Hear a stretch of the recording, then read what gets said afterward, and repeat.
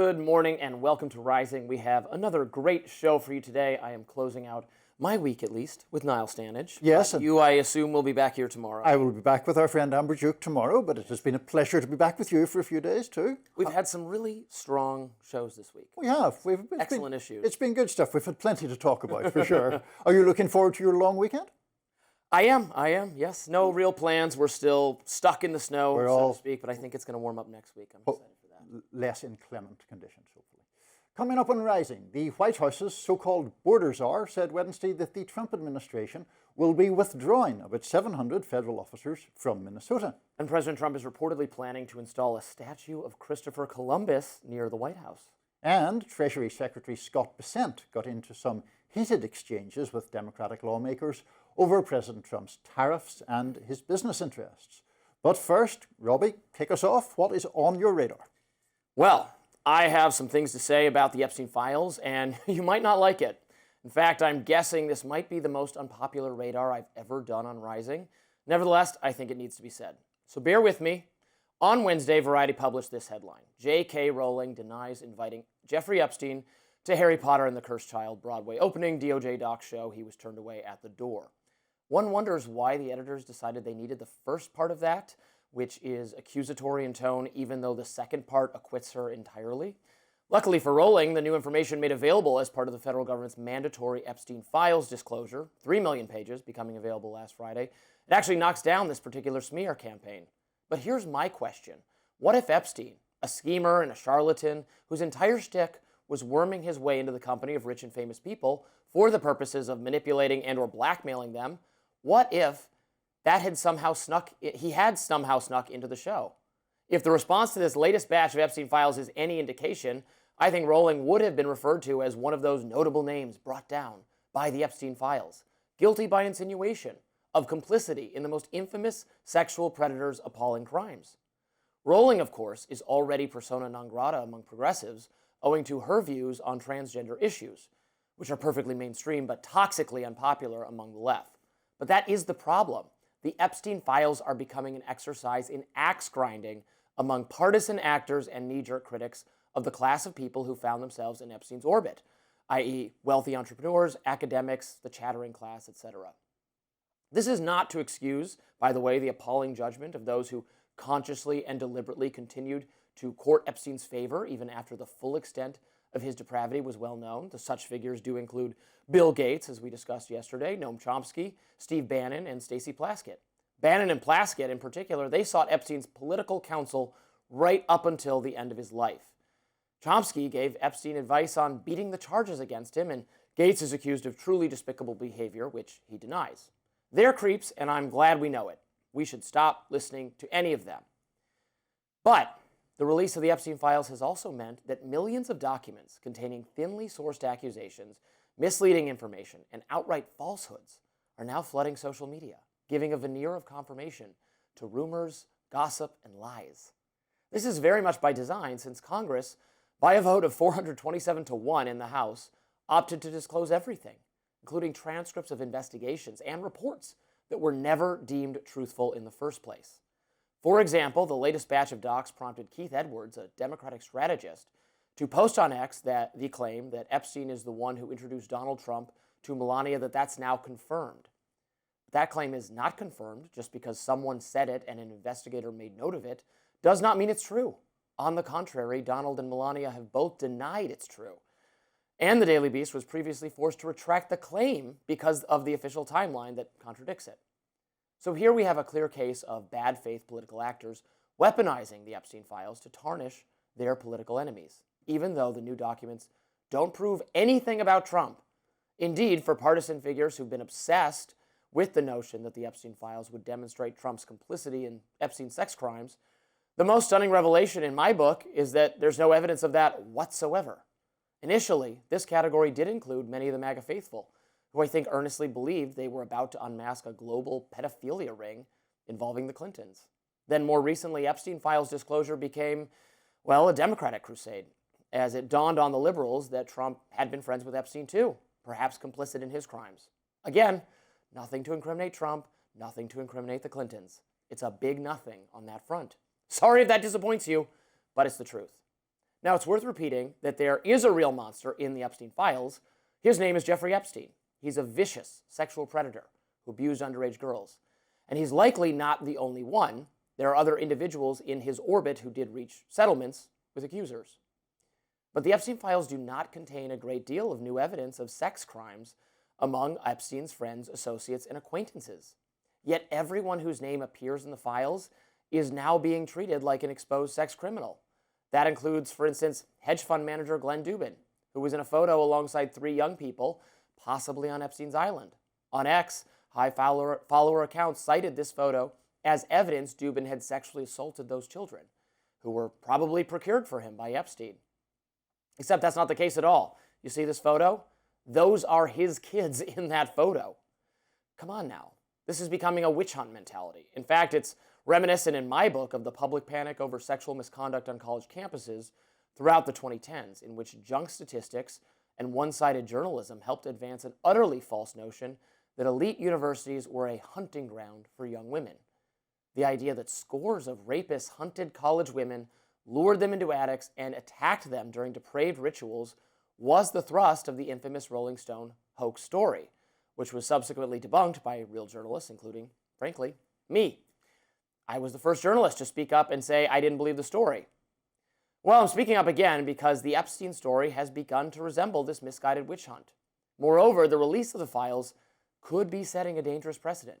It's incredibly unusual for the federal government to unseal investigative records which contain reports that lack corroboration. This is a very unusual case, and there's certainly an argument to be made that public confidence in the justice system requires disclosure here. But I can't help but consider the statement by Representative Clay Higgins, who was the lone no vote on Epstein disclosure. You know what he said? He wrote this on X. If enacted in its current form, this type of broad reveal of criminal investigative files released to a rabid media will absolutely result in innocent people being hurt. Can anyone say that he was wrong? I can't.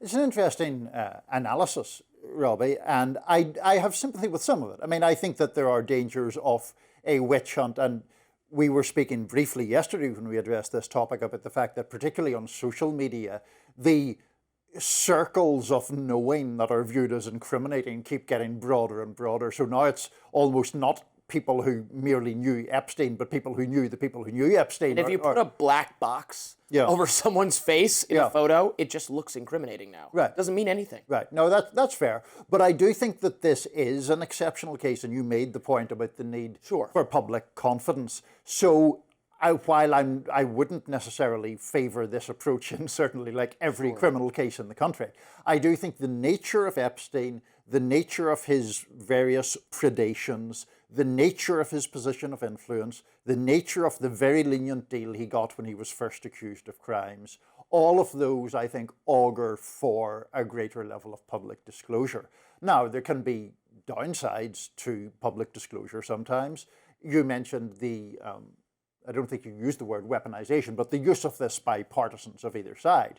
I mean, it is true that partisans are using it. That's not necessarily an argument for the fact that it shouldn't have been done. I mean, partisans use everything, and many of those things are valid. So I was and continue to be in favor of these disclosures, but I don't completely dismiss the witch hunt argument either. And the way people talk about the Epstein files and what is being revealed on social media, like you raise these points. I mean, I wrote this article for the Free Press the other day, and it's just people screaming at me on social media that I'm covering up for this cabal of pedophiles. And look, it's not my fault. This evidence, these new files, what they do not show is the cabal of people involved. Jeffrey Epstein did that. But people keep saying things like, well, who was he trafficking the girls to? It was him. He was the one who abused the girls. These other people, they might have known about it. They might have unwisely associated with him. They might have been involved in other wrongdoings of a kind.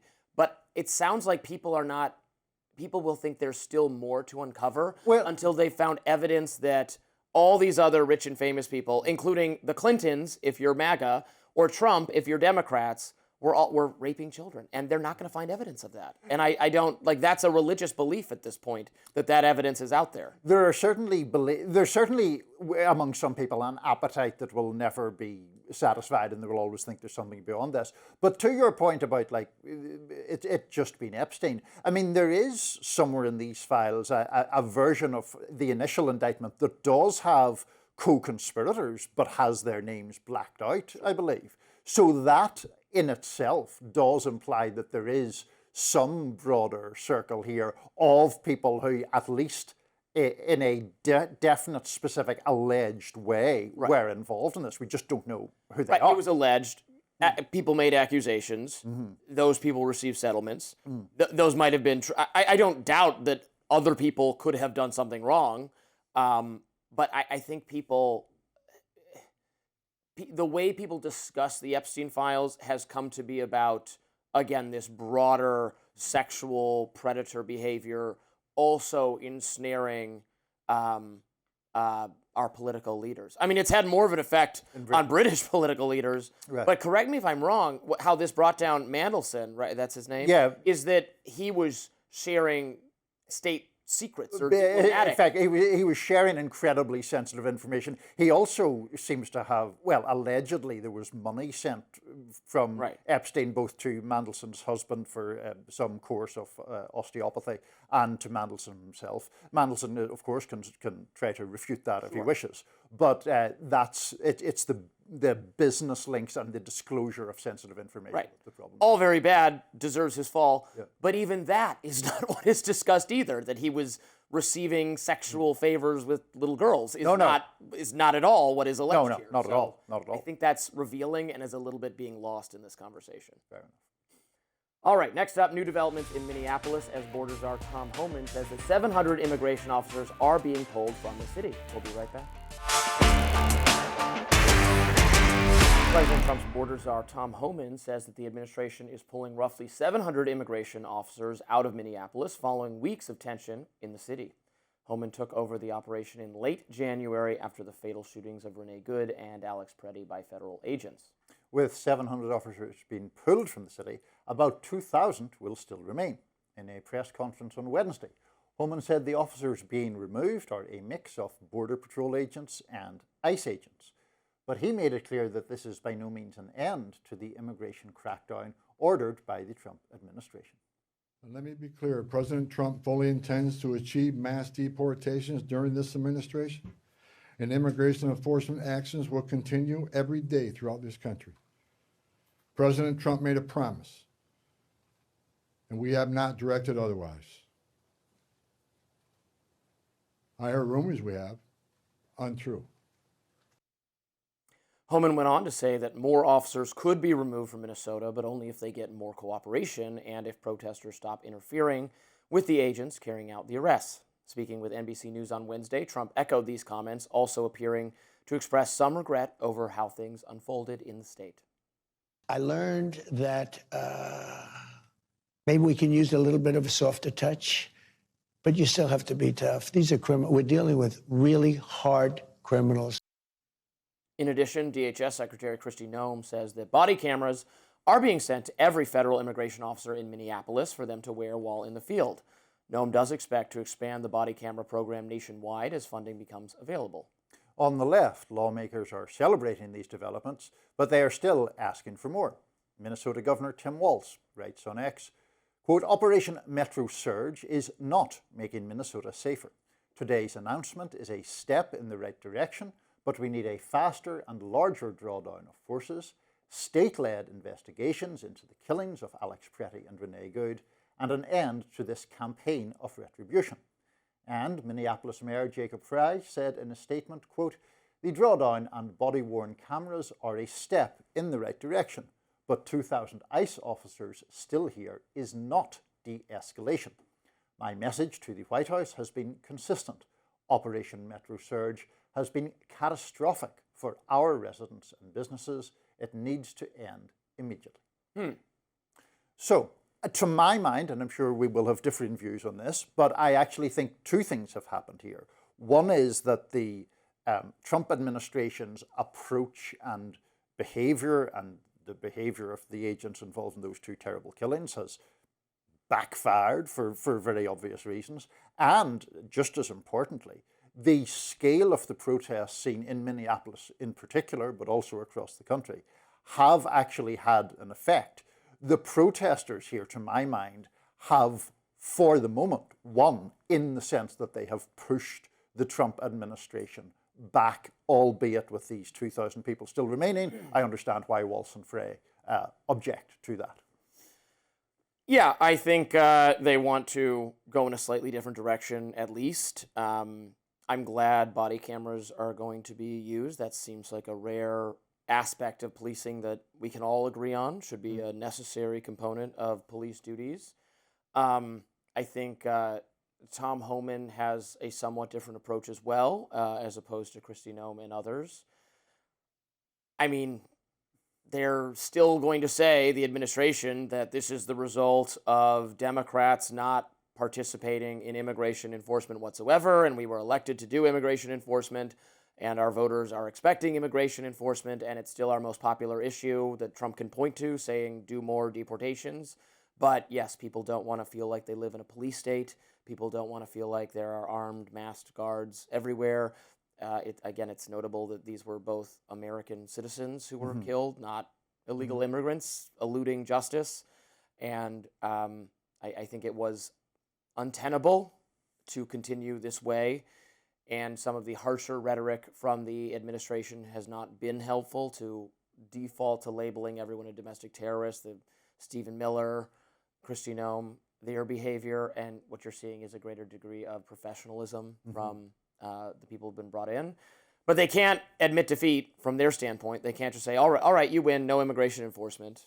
Well, no. I mean, politically speaking, they can't say that. But I mean, I guess my counter to that is it's not a binary choice. It's not zero immigration enforcement. Has Frey not made it a binary choice? I wouldn't say that. I mean, someone was making the I thought very valid point somewhere recently. Like, if you ask people, should we crack down on all tax cheats? The vast majority of people would say yes. If you sent people around to like barge into people's houses and get their accounts, people would not support that. Well, that goes to the incoherence of public opinion.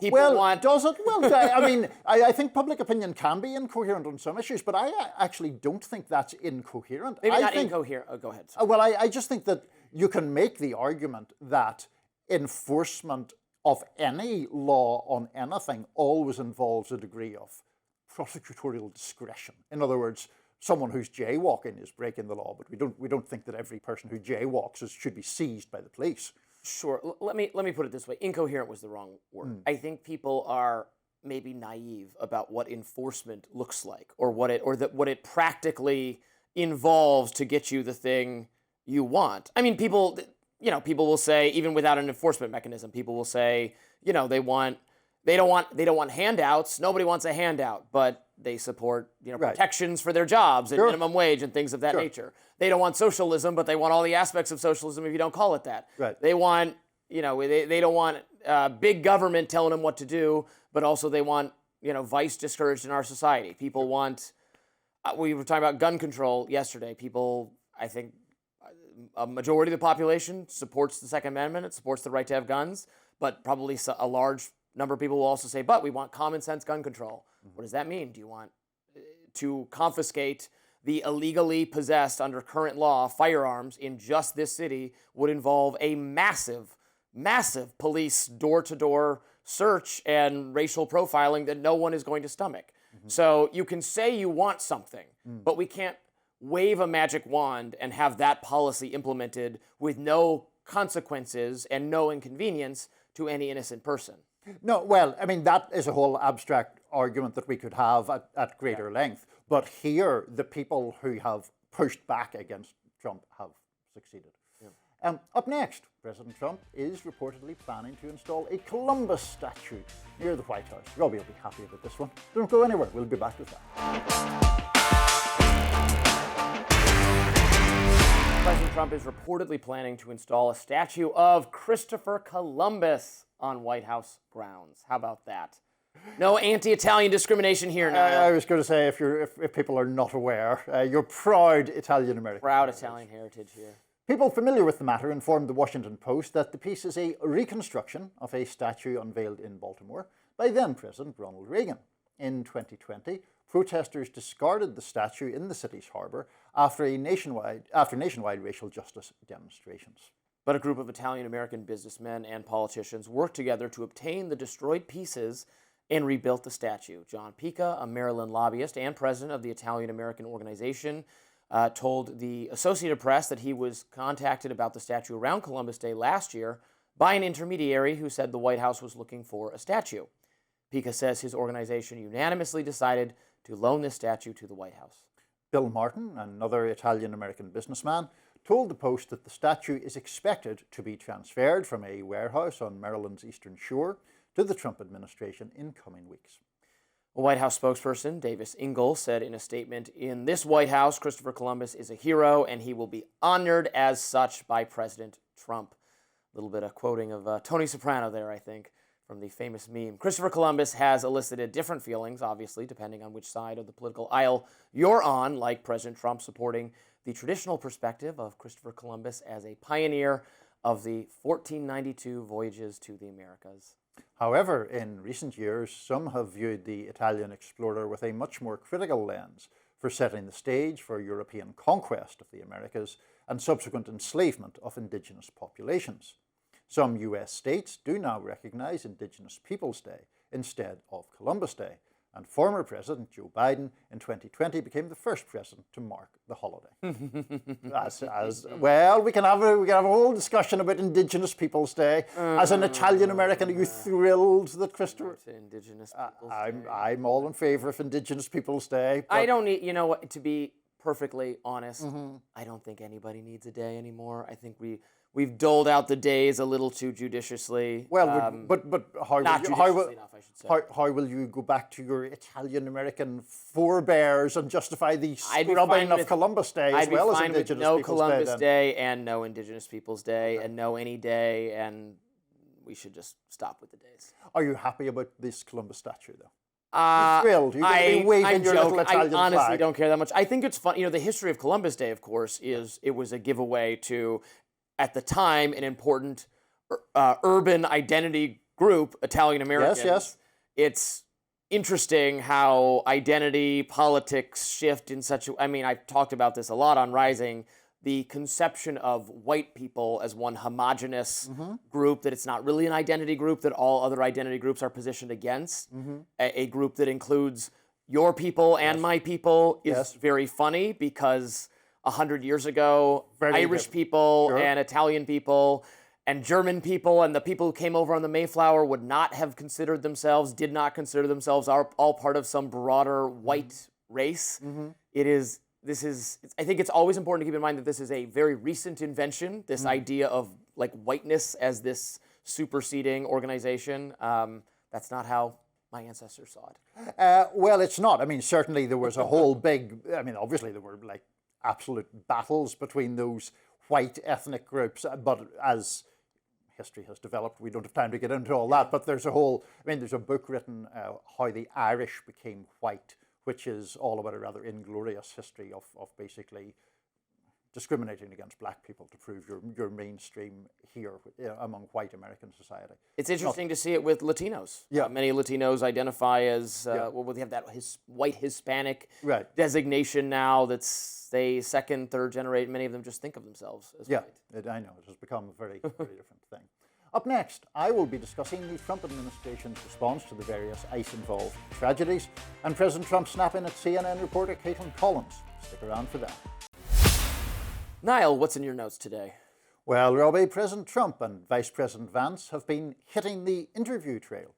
One of the things their aides boast about is their willingness, particularly in the case of Trump, to take questions. And look, I'm all in favor of people at the apex of power taking more questions, more times, in more places.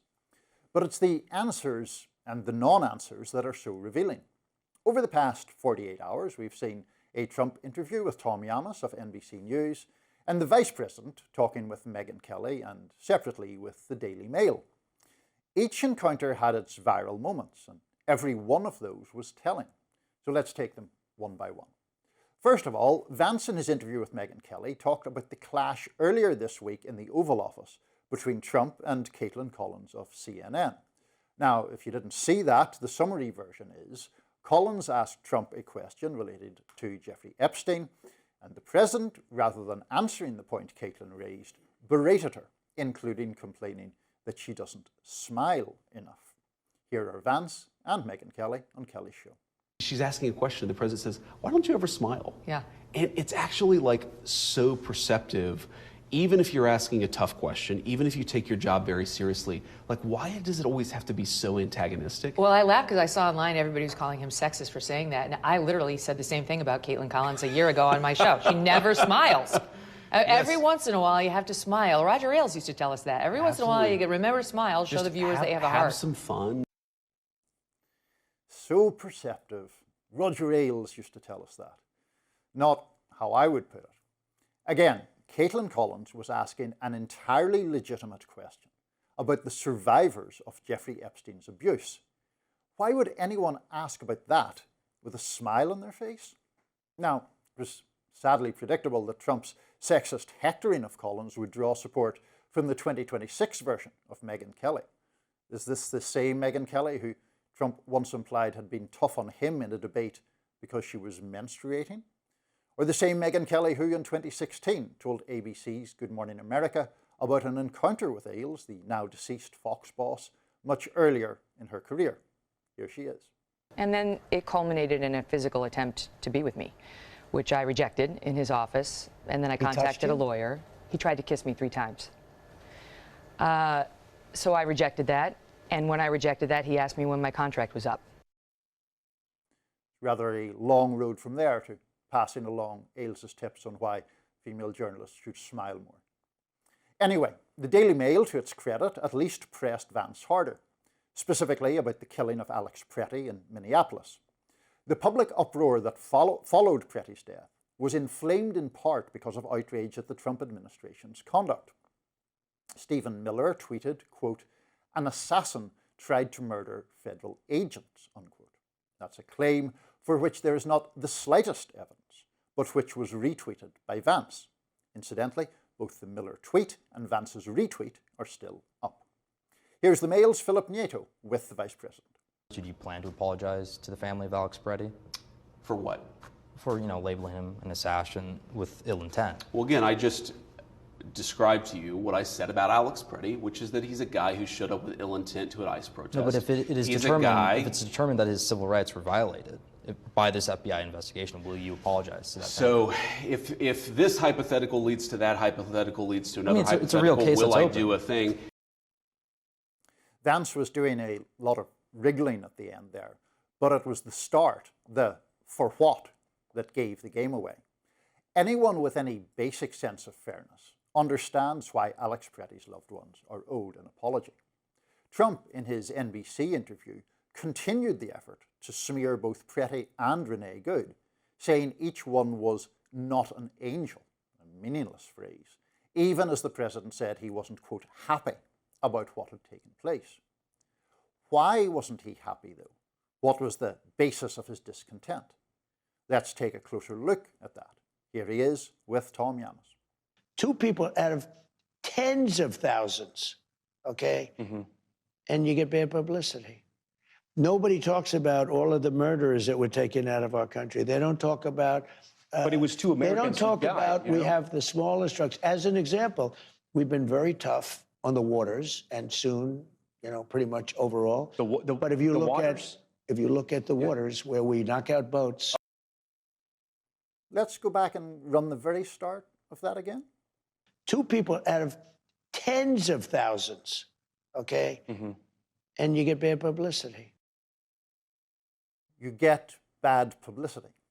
When a masked government agent shoots a mother of 3 dead at the wheel of her car, when agents disarm a man of his legally held weapon, press him to the ground and shoot him to death on the street.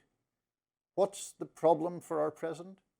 It's that you get bad publicity. That's a casually indecent thing to say. We can add it to the long list of indecent things he's been saying for years. But we should pause at least to think about the rank narcissism and callousness it reveals yet again. Well, you pick some subjects that are hard to defend the administration on. I said yesterday that I don't really get the criticism of Caitlin Collins in particular. She asks tough questions of Democrats as well as Trump, and I don't find her particularly humorless. She's just trying to do her job. It's and also, like, how are you going to, like, an Epstein question with weird, a smile? Like, that's ridiculous. That was all weird. Look, in terms of it being bad publicity, maybe that was the wrong way to put it. What I think Trump is trying to say is that, well, going back to the point I was making earlier, if you're going to enforce the law, if you're going to, Republicans would say, correct the fact that under policies of previous administrations, a large number, millions of illegal immigrants that they do not believe should have ever been allowed to enter the country, and that Republican voters don't want in the country, and that a majority of people don't want in the country, are here, and enforcing immigration law against them requires force, and innocent people have gotten hurt as a result of that, and that is tragic. But that doesn't mean they're not going to do it. And also then there is no recognition of, because the news is by its nature is commentary on things that are bad or that have gone wrong, is not recognizing that, but this has been a massively successful deportation effort, which was the administration's goal. But has it, though? I guess is my argument. Well, the administration would say, yes, we've gotten rid of people who are of a criminal nature, a violent nature, all that kind of thing. Right, but at the cost of well, first of all, people, including American citizens, being shot dead. Yes. And second of all, the tearing of the social fabric that has emanated from those killings, and also from the broader and more overtly aggressive ICE tactics that we have seen. One of my objections to the bad publicity quote is a point that, to your credit, you have raised from the libertarian perspective, which is you rightly, and I from a different perspective, are very skeptical of the unchecked use of government power, especially when that government power takes physical form and certainly takes the form of killing people. Trump doesn't appear to grapple with that at all. His objection seems to be he doesn't like that he personally gets bad headlines about it, or it affects his poll ratings. But he doesn't seem to address the plainly more obvious and more important issues. Well, I think from his perspective, he was very explicit about doing a major law enforcement action against illegal immigrants, right? Was that not clear to the people who voted for him? He's now doing that, and people are saying, oh, what are people saying? I didn't think... I thought zero people would be inconvenienced by this in any way. Well, I mean, Joe Rogan, who I think you're broadly sympathetic to, is somebody who was clearly supportive of him and has clearly been very critical of these efforts because, I'm not saying that Rogan's the avatar for everybody in the world, but he's somebody who has moved from... The state is literally the exercise of violence. And if you want government to do things, this is government doing things. This is what government action looks like. And if you're uncomfortable with that, you should want the government to do less. There's a libertarian advancement for you. It's an argument that is so broad, though. I mean, to compare the killing of Alex Pretti and Renee Good with, like, taxation or something. I mean, come on. I understand the point you're making in the abstract, but it's not. Well, a realistic argument. These two cases they're getting lumped together, but to my mind, maybe not for you, but are somewhat different in that I think the Alex Pretti action is very, very, very hard to defend on any level, whereas the Renee Good death, while tragic, and one would have liked there to be steps that could have been taken to avoid it, was, to my mind, more directly the result of, again, an investigation should take place. I don't know whether he was justified in shooting her in the moment, but was the proximate cause her heeding, I think, her partner's call to just drive off or just drive away, a disobeying of law enforcement that you could argue was the cause here. And if that is if people are resisting what legitimate law enforcement actions, there will be clashes between people and the police. Yeah, I mean, as you know, I don't agree with that characterization of what happened in Renee Good's case at all. You know, we have all seen the video, including the agent shooting from the side when the vehicle is clearly passing him at that point. So I think that was a frankly disgraceful action. I would certainly endorse the idea of investigations, but I think this sort of rather glib response, not from you, but from Trump and from Vance, these kind of glib responses to things that could not be more serious. The state taking away people's lives. I just find that massively inappropriate and wrong. Well, let us know what you think in the comments. Treasury Secretary Scott Bessent next up. He's getting into a shouting match yesterday. Another one, I guess. He's always fighting with somebody at the White House. He faced tough questions from Congress over whether or not President Trump's tariffs are causing higher inflation. Stay with us. Treasury Secretary Scott Bessent got into some testy exchanges during his testimony before the House Financial Services Committee. In one instance, Democratic Congresswoman Maxine Waters grilled Bessent on President Trump's tariffs and their inflationary impact. Here's what happened next. So I ask you, Secretary Bessent, will you be the voice of reason in the administration and urge Trump to stop waging a war on American consumers and on housing or affordability and putting the economy at risk? Yes or no? You don't have to explain. Representative Waters, will you be the voice? Will you be the voice? Will you be the voice? Will you be the voice of reason? Will you be the voice of reason? A study yes from no? Wharton University reclaiming my time. Reclaiming my time. Reclaiming my time. Was 10 and 20 million immigrants. Can you took shut up the up? housing stock of working Americans, and can you maintain some level of dignity? Gentleman's time has expired. No, my time has not expired. Your time has expired. And the gentleman took up my time. Bessent argued that according to the San Francisco Federal Reserve, based on 150 years of data, tariffs did not cause inflation. The hearing was convened to ask Bessent about a report by the Financial Stability Oversight Council, which is released annually. One of the topics of discussion was how to spot and lessen the risk of financial crises, like the failures of Silicon Valley Bank, First Republic Bank, and Signature Bank back in 2023. Meanwhile, Congressman Gregory Meeks also snapped at the Treasury Secretary and questioned him over President Trump's business interests. Let's watch that.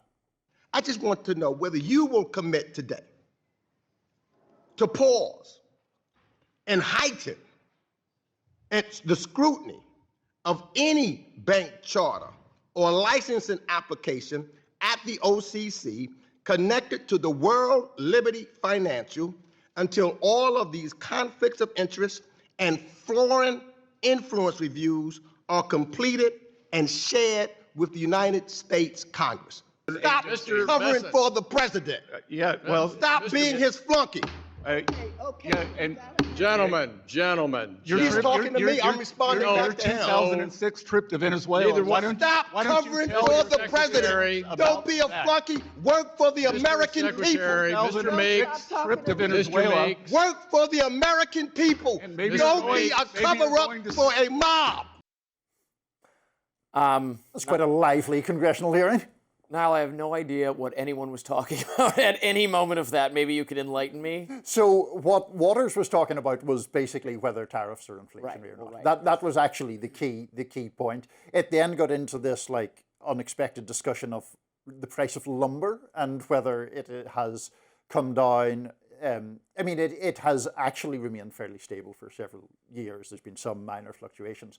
But, I mean, that obviously got no real attention because what got attention was the exchange that we showed, which was quite entertaining, certainly. Was that a word we're not supposed to play? Is that what I heard? No, I thought that it was, but he said flunky, actually. Flunky. Don't be a flunky. Flunky. Yeah.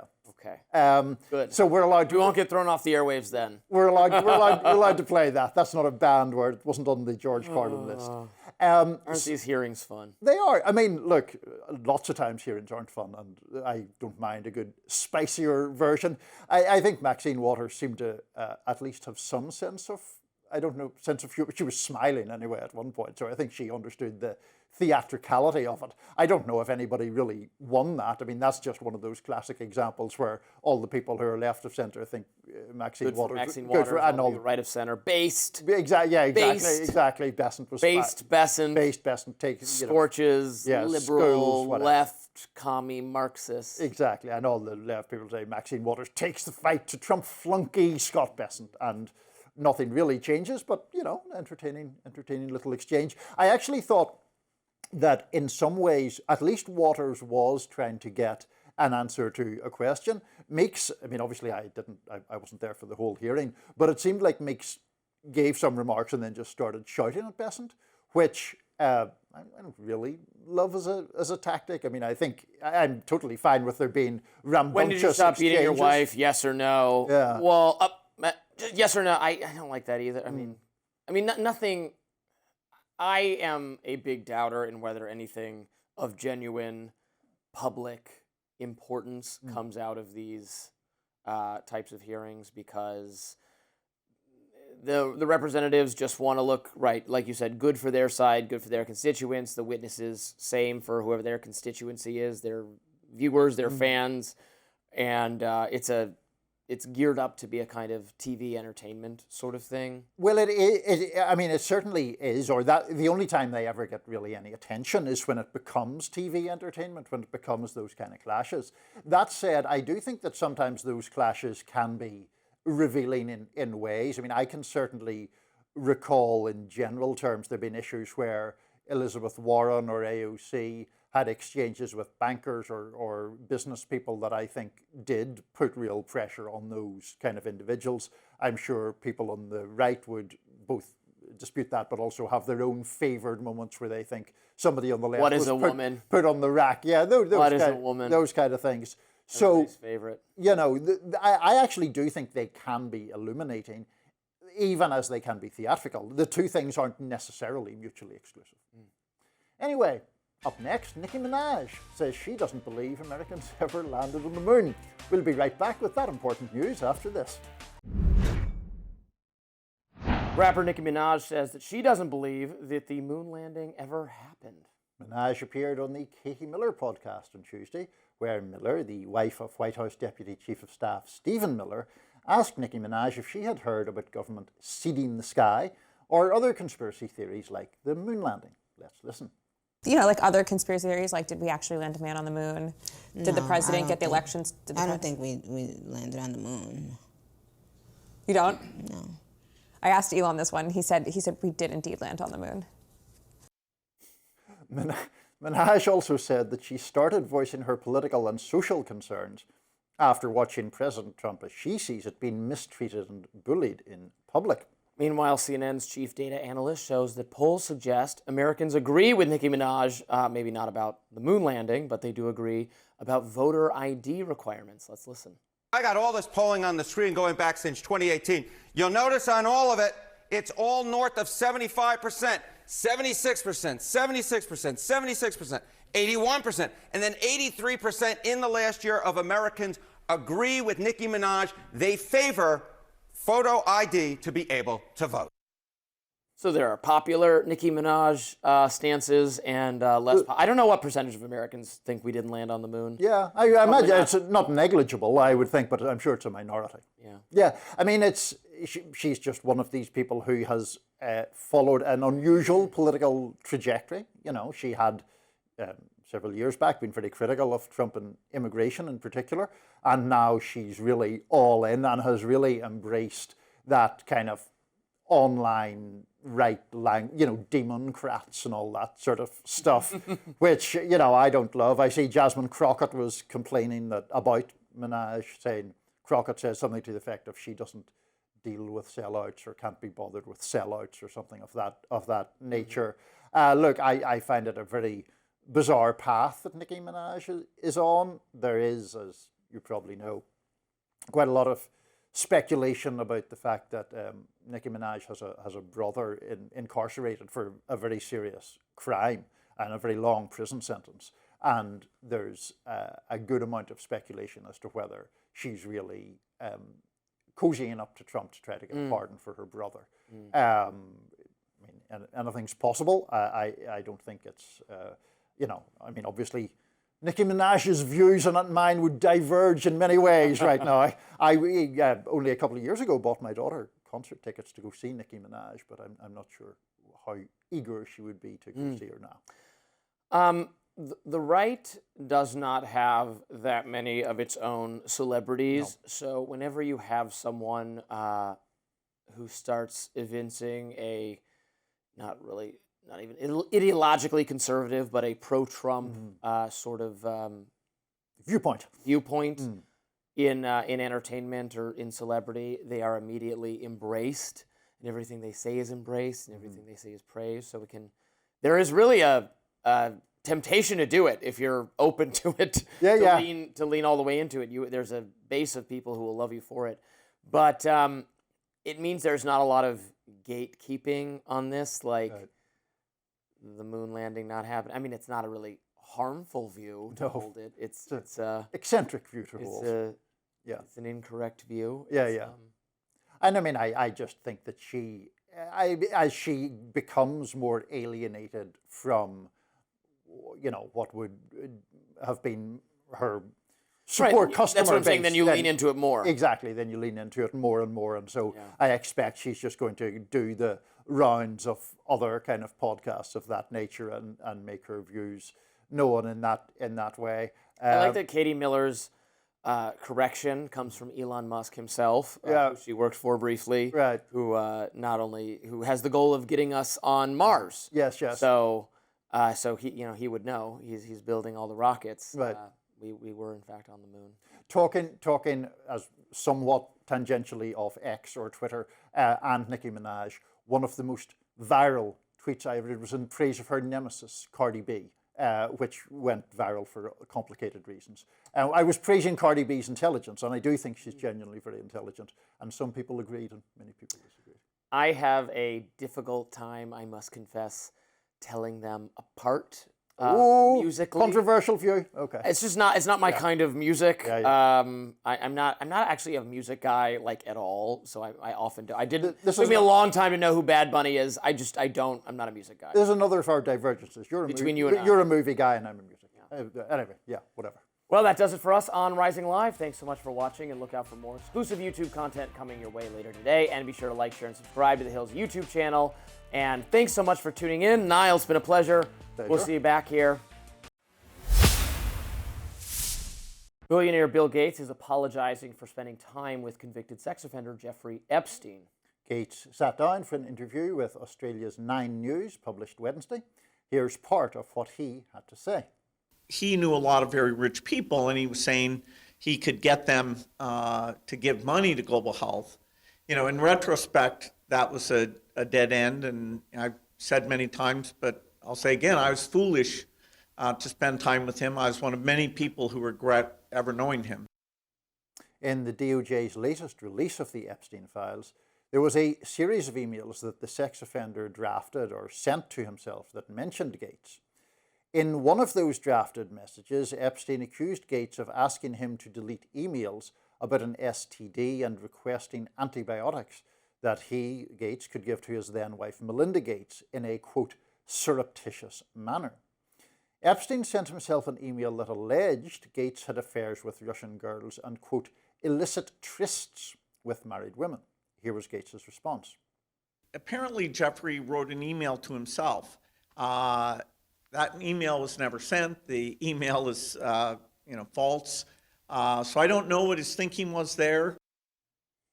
As we covered on the show yesterday, Melinda Gates told NPR that Bill Gates would have to answer to those allegations in those emails. Gates said that he only ever went to dinners, he never went to the island, and he was never with any women. He added that the more that comes out, it will be clear Gates had nothing to do with those said behaviors. It's obviously very disgusting behavior, what is described in that email. We must note that it is not an email from Bill Gates or confirmed by Bill Gates. It is just something Epstein said to himself. And denied by Bill Gates, in fact. It's denied by Bill Gates. Yeah. Could be true, could be false. Could be some game of telephone where he's confused it with someone else or just made up. Who knows? I don't know what can be said about it. Bill Gates obviously remained far too associated with Jeffrey Epstein for far too long, and is, I think, in a category of people whose plausible deniability seems not so solid, and this should be considered really that it is a black mark on them, frankly, and affects our judgment of them. I guess it could still be the case if you think his initiatives and his ideas to improve global health are still good. You would say, well, this was a serious lapse of judgment, and I very much dislike him personally because of it, but I still support the work he's doing. I actually happen to disagree with some of the work he's doing also, so I don't really have much interest in defending him. This is not, I did a radar earlier this morning about how I think the Epstein files are becoming something of a witch hunt in some cases, trying to smear anyone who ever met him or got an email for him, or, oh my God, what if he'd been at the opening of the JK Rowling Harry Potter production? This would change our thinking of JK Rowling. I mean, come on, this is getting silly. I do not put Bill Gates in that category. I think Bill Gates, Stacey Plaskett, Steve Bannon, Noam Chomsky, an email from Noam Chomsky explaining to Epstein what he should do to try to get himself out of trouble. Steve Bannon is asking, they're talking about he's treating him like a credible political source on Trump and Trumpism right until the end. I don't know how he should be faring worse in all this than he is. Yeah, I think that the point that you raised there about judgment is kind of the important one in the vast majority of the people we're talking about, because we're not talking here about formalized criminal allegations of criminal behavior. What we're talking about is the lapse in judgment to maintain friendly contact with Jeffrey Epstein after the point where he was already convicted of sexual offenses or had pleaded guilty to sexual offenses in Florida. So look, I think that is a lapse in judgment. I think it's clearly a lapse in judgment on Gates's part and on the part of basically anybody who falls into that category, regardless of what their political views are, what I think of other initiatives they might take, or because this is post-sex. He's already been incarcerated for being a sex offender, and these are all years after that. Which was the same thing that really got, it's, the former Prince Andrew in Britain. It was maintaining, that was the thing that first opened him up to sort of sanction, or certainly public opprobrium, was keeping contact over that point. Now, because before that, I really don't, maybe not in every single case, but I would extend a great deal of leniency to people before that. And again, that includes both the Clintons and Donald Trump. Right. This is not really an explicitly political thing. This involves people who are, Steve Bannon is a very political figure. Sure. Bill Gates has his own people of a political nature, but not the literal leader, the past presidents of our parties. Right. Now, what I do find interesting in Gates's case is the fact that he did actually give a TV interview about it and address it publicly. A lot of the people who have been mentioned in these Epstein files seem to have just sort of hoped it would go away or hope it will pass. And it's interesting. I'm curious as to Gates's motivations. I don't believe he or anyone else with that degree of prominence are doing it for the greater public good. Now, we did allude in the introduction and mention on yesterday's show that Bill Gates's ex-wife has been, I would say, outspoken on this and certainly been implicitly pretty explicitly critical. Yes. So maybe he's trying to, as it were, rebut that narrative.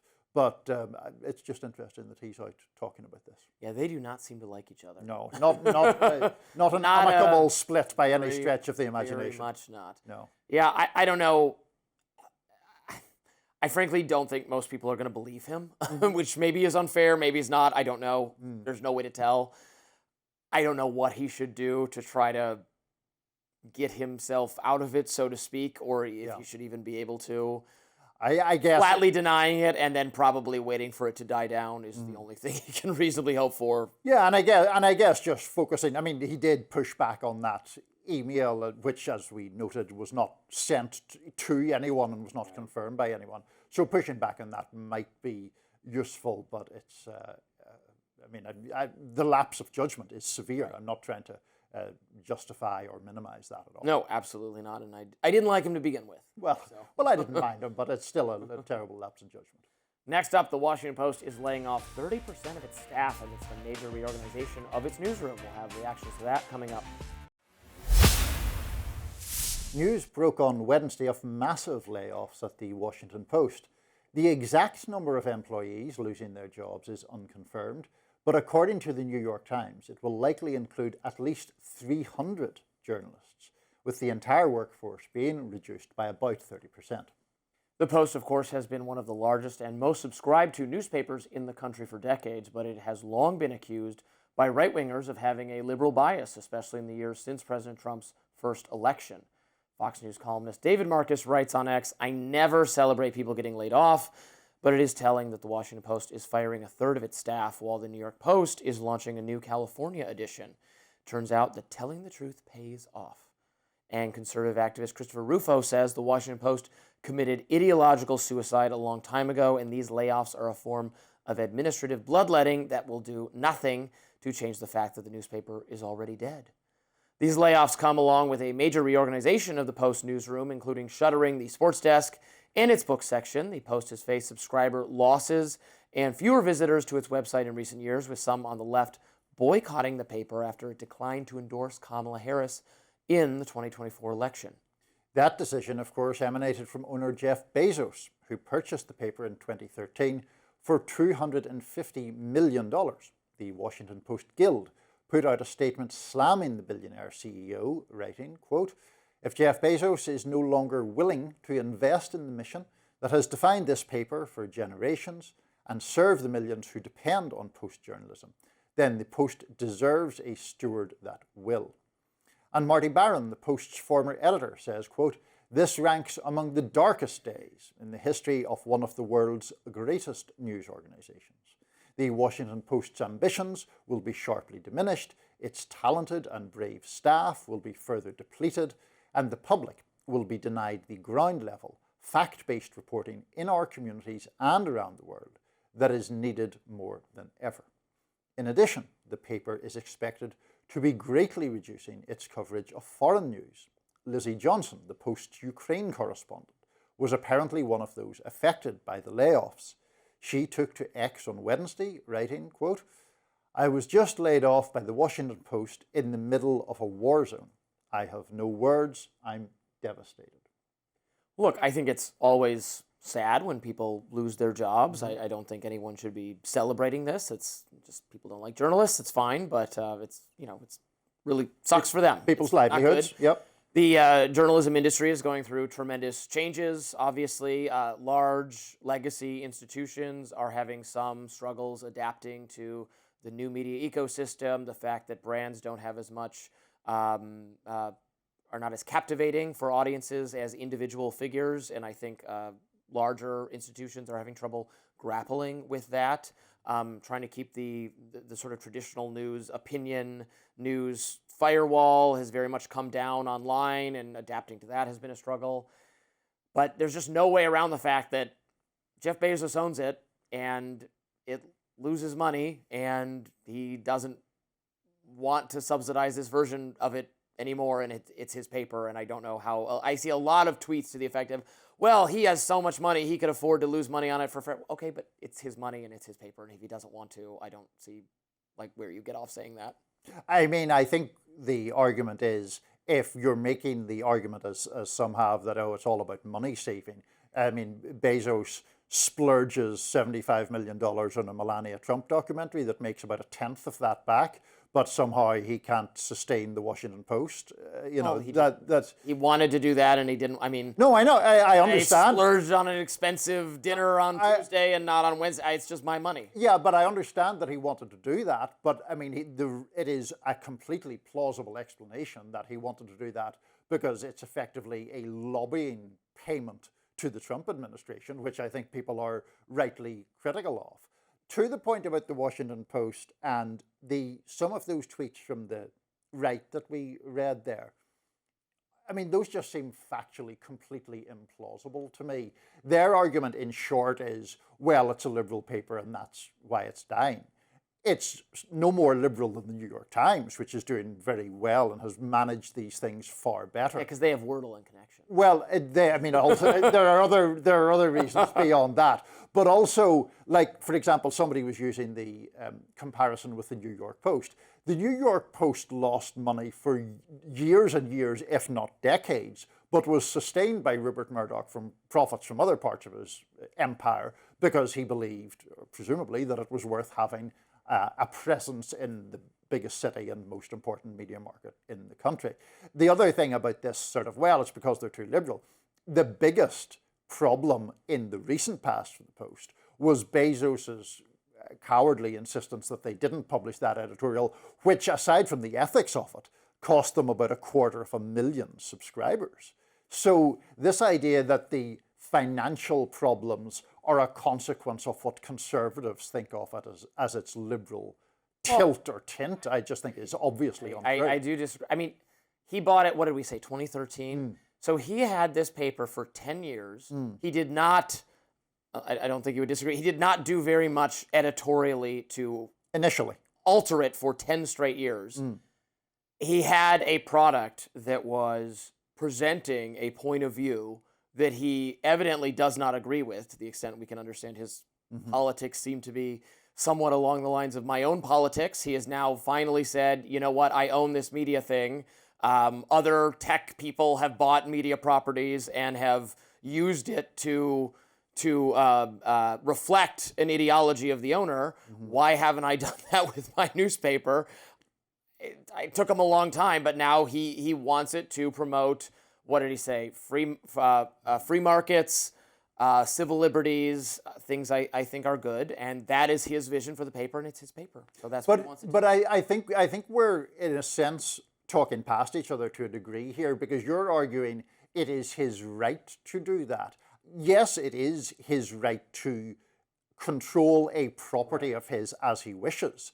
That, though, does not neuter the argument that he's doing this not really for financial reasons, but as part of a sucking up to the Trump administration and a lack of commitment to journalism that, in the case of the Ukraine correspondent, for example, doesn't fit neatly into this. Well, is it something that Jeff Bezos agrees with or not? Is simply stripping out coverage of a conflict that I think anybody would regard as important, just gratuitously. It's not unimportant, but he wants, I think, I have no idea. I suspect his plan is to, he wants the Washington Post to be taken seriously by this administration. He wants to impact this administration's views on free markets and civil liberties. And Amazon, and Amazon.com, presumably, right? That's what he actually wants to affect their views. Well, good. I hope he's successful, because Amazon is a good product that has done